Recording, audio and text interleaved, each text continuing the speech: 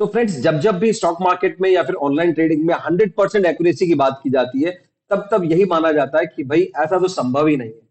Hello everyone, welcome to my new blog. तो friends, आज के इस ब्लॉग में हम बात करने जा रहे हैं स्टॉक मार्केट में ऑनलाइन ट्रेडिंग में 100% एक्यूरेसी की, राइट।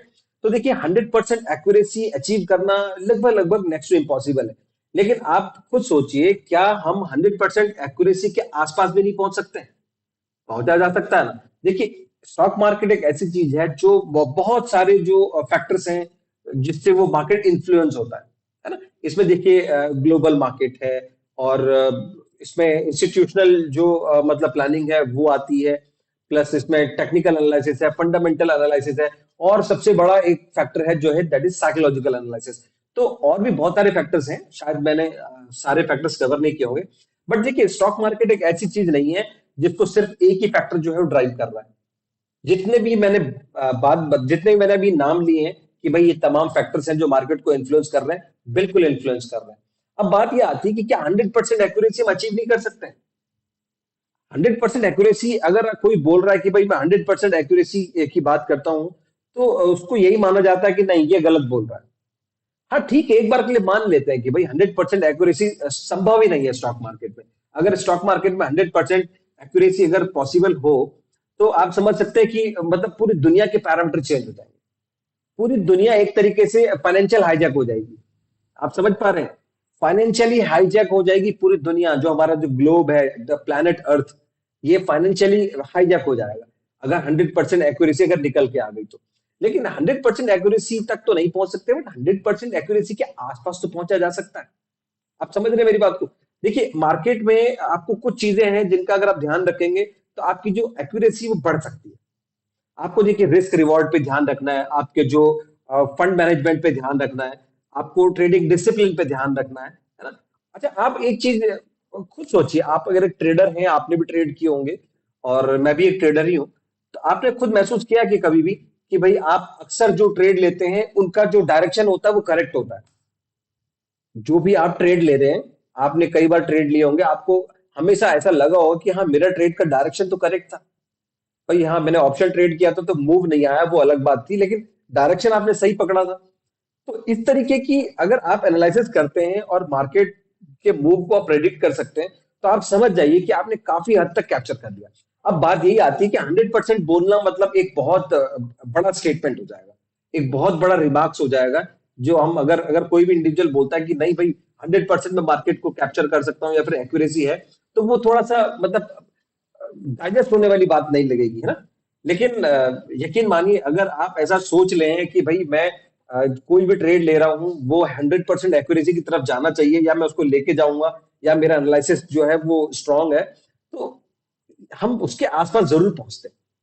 अच्छा, दूसरी अगर बात कर लेते हैं कि अगर हम स्टॉक मार्केट में 100% एक्यूरेसी नहीं निकाल सकते हैं, लेकिन आप ये भी तो सोचिए कि क्या अगर आपने कोई एक ट्रेड प्लान किया है, तो उसमें आप ये बताइए कि क्या उसमें आप एक ना एक बार ग्रीन में आए थे कि नहीं आए थे? भाई, ग्रीन में आना तो लगभग लगभग 100% के आसपास का रेशियो है। आपने एक ट्रेड प्लान किया है, ट्रेड लेने के साथ ही वो ट्रेड आपको ग्रीन में दिखाता तो जरूर है।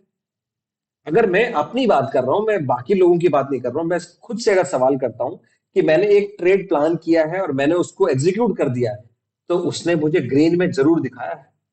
उसने मुझे प्रॉफिट जनरेट होता हुआ जरूर दिखाया है। वो अलग बात है कि मेरी ग्रीड है वो बढ़ जाती है, मैं उस छोटे से प्रॉफिट को लेने के लिए रेडी नहीं रहता हूँ, या जो मतलब मेरी एक्सपेक्टेशन है बहुत ज्यादा हो जाती है, मैं ग्रीडी हो जाता हूँ, है ना। या फिर रिवेंज आ जाता है कई बार बीच में। तो ये तमाम बातें हैं, लेकिन ट्रेड करने के बाद आपको मार्केट प्लस में दिखाता जरूर है। आप अपने आप से सवाल कीजिएगा इस बात को, अगर आप पुराने ट्रेडर हैं, आपने मार्केट में अगर समय दिया है, तो आपने ये महसूस जरूर किया होगा। तो मैं ये बोलता हूं कि अगर हम बहुत बड़े बड़े प्रॉफिट ना सोच के, अगर हम छोटे छोटे प्रॉफिट भी अगर प्लान कर लें, तो क्या हम 100% एक्यूरेसी के आसपास पहुंच सकते हैं कि नहीं पहुंच सकते? पहुंचा जा सकता है। लेकिन उसके लिए किसी भी इंडिविजुअल को, किसी भी ट्रेडर को, देखिए, बहुत ज्यादा डिसिप्लिन होने की जरूरत है। डिसिप्लिन ऐसा होना चाहिए कि भाई आपने अगर जो आपका रिस्क रिवॉर्ड रेशियो है वो आप बिल्कुल पहले से निर्धारित करके चलते हैं कि भाई मैं आज के इस ट्रेड में इससे ज्यादा रिस्क लेने वाला ही नहीं हूं। अगर नेगेटिव गया तो आप तुरंत आउट हो जाएंगे, अपना जो भी छोटा सा लॉस बुक करके। और अगर आप प्रॉफिट में जाते हैं तो भी आप छोटा सा प्रॉफिट लेके बुक बुक करके बाहर आ जाएंगे। तो कहने का मतलब है कि अगर आप इसमें ये डिसिप्लिन वाला पार्ट अगर अपना स्ट्रॉन्ग कर लेंगे तो मैं समझ रहा हूँ कि जो ट्रेडिंग में जो एक्यूरेसी है वो बढ़ जाएगी काफी। 100% ले जाने की बात तो मैं अभी भी नहीं कह रहा हूं, मैं ये बोल रहा हूँ कि अगर आप एक अगर सही से अगर मतलब मार्केट को जज करके इवेल्युएट करके एनालाइज करके आपको अगर फंडामेंटल एनालिसिस आता है तो बहुत अच्छी बात है, आपको टेक्निकल एनालिसिस आता है तो बहुत अच्छी बात है। अगर आप साइकोलॉजिकली भी अगर मार्केट को एनालाइज कर रहे हैं तो साइकोलॉजिकल जो पैरामीटर है ना वो अल्टीमेट पैरामीटर है। कभी अगर आप लोगों को रहेगा मुझसे मिलने का या फिर कभी मुझे ऐसा लगेगा तो मैं साइकोलॉजिकल ट्रेडिंग के बारे में आपको जरूर बताऊंगा कि साइकोलॉजिकल ट्रेडिंग एक्चुअल क्या होती है ना। अब देखिए मार्केट में आपने कोई भी ट्रेड लिया है, आपने मार्केट में अपना जो डायरेक्शन है वो तो आपने डिसाइड कर लिया, लेकिन क्या आपको रिजेक्शन पकड़ना भी आता है?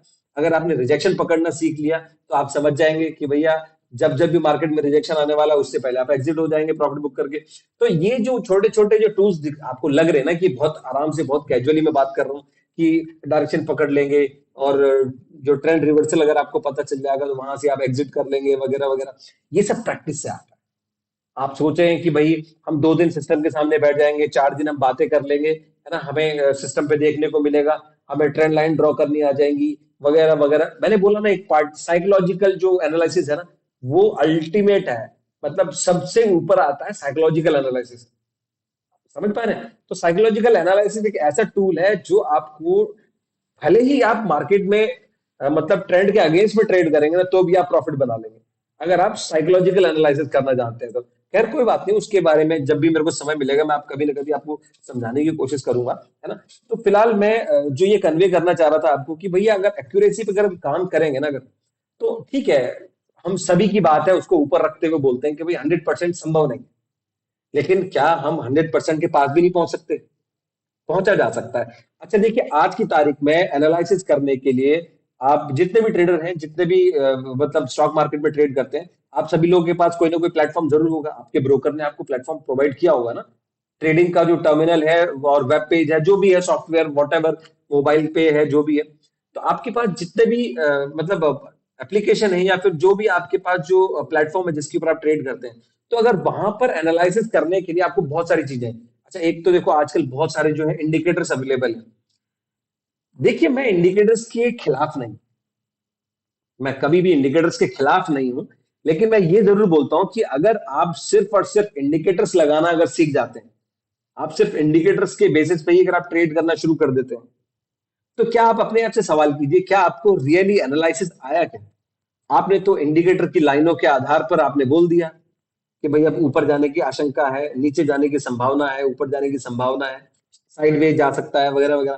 तो ये तो आपका दिमाग थोड़ी बोल रहा है, ये तो वो इंडिकेटर की लाइन बोल रही है। आप मेरी बात समझ रहे हैं? यार इंडिकेटर्स का यूज करना भी पाप नहीं है।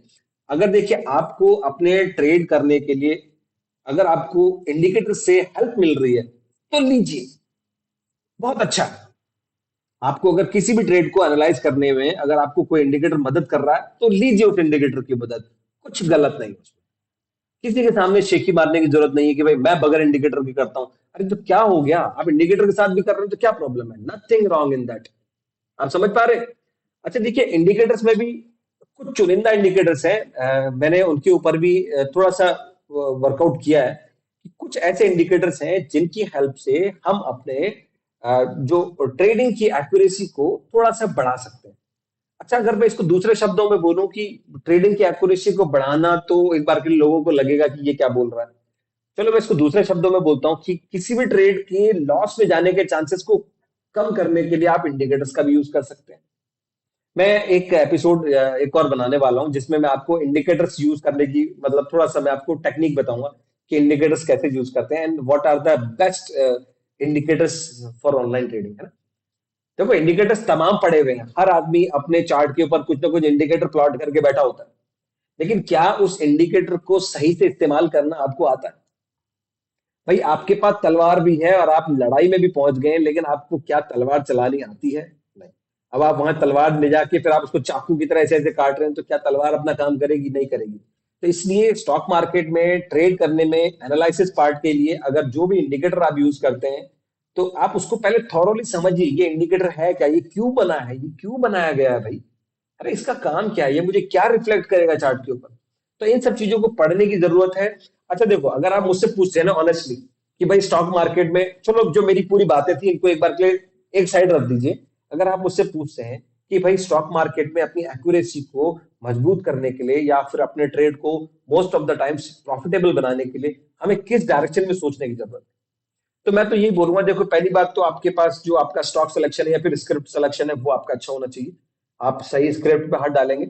दूसरा है कि आप जो भी आप ट्रेड कर रहे हैं उसमें देखो टेक्निकल पार्ट है उसको आप भूलेंगे नहीं। जो टेक्निकल एनालिसिस का पार्ट है उसको आप कभी नहीं भूलेंगे। नंबर तीन, डाउ थ्योरी हमेशा आपके दिमाग में बिल्कुल साए की तरह चलनी चाहिए। डाउ थ्योरी को आप कभी मत भूलिए। टेक्निकल एनालिसिस के साथ बिल्कुल भी आप बदतमीजी मत कीजिए। और जो आपका जो रिस्क रिवॉर्ड रेशियो है उसके ऊपर प्लीज काम करने की जरूरत पड़ेगी आपको। और एक और चीज है, जहां से ट्रेंड रिवर्सल होता है ना, आपको उसको बिल्कुल नजर में रखना है, क्योंकि ट्रेंड रिवर्सल ही एक ऐसी जगह है जो आपको अक्सर धोखा देती है अपने ट्रेड में प्रॉफिट बुक करने में। राइट। तो देखिए, आगे आने वाले वक्त में मैं अभी आप लोगों के लिए एक कंप्लीट वीडियो बनाने वाला हूं जो आपको इंडिकेटर्स के लिए बेसिकली होगा। वो मतलब कौन सा इंडिकेटर और किस तरीके से इस्तेमाल करें सो दैट वो हमारे को हेल्प कर पाए ऑनलाइन ट्रेडिंग में। राइट। तो मैं उम्मीद करता हूं आप लोगों को ब्लॉग पसंद आया होगा, वीडियो पसंद आया होगा। लाइक कीजिएगा, शेयर कीजिएगा, चैनल पर नए हैं तो सब्सक्राइब करना बिल्कुल मत भूलिएगा। See you in next blog. Bye bye.